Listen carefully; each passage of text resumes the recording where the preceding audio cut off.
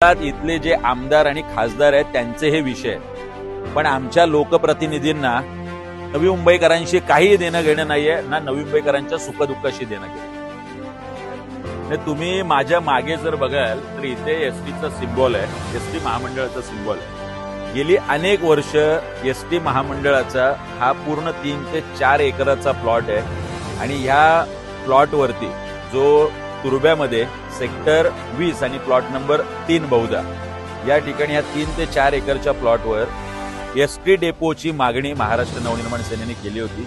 मला आठवतंय त्यावेळेचे परिवहन मंत्री सुभाष देसाई होते आणि त्यांनी ही मागणी मान्य केली होती की इथे एसटी डेपो उभा राहील।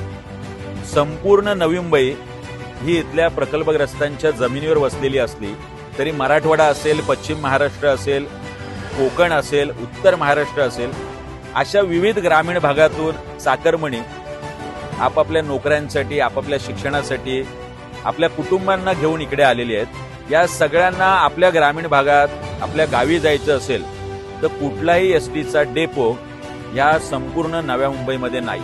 त्यामुळे मी तुम्हाला इथे प्लॉटही दाखवतो, हा किती मोठा प्लॉट आहे।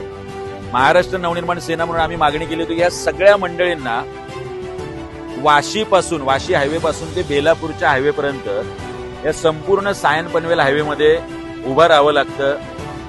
रात्री बेरात्री एसटी सुटतात, आपल्या कुटुंबांना घेऊन, आपल्या लहान मुलांना घेऊन ही सगळी कुटुंब, महिलांना या सगळ्या रात्री 11-12 वाजता जिथे शौचालयाची सुविधा नाहीये, कधीही अपघात होऊ शकतो, अशा वेळी हा जर एसटीचा प्लॉट इकडे आहे तर हे अतिक्रमण काय, कुणाच्या आशीर्वादाने चालू आहे?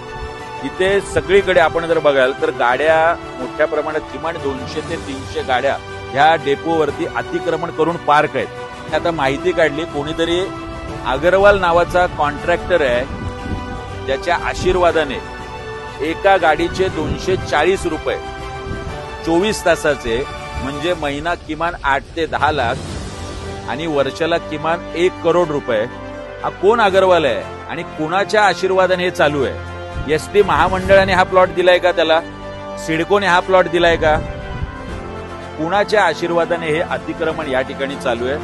माझी तात्काळ या सगळ्या प्राधिकरणांना विनंती आहे आणि मनसेचा इशारा आहे, हे ताबडतोब अतिक्रमण काढा आणि इकडे आमच्या नवी मुंबईतल्या लोकांसाठी एक सुसज्ज असा एसटी डेपो उभा राहिला पाहिजे, ही महाराष्ट्र नवनिर्माण सेना म्हणून आमची मागणी आहे।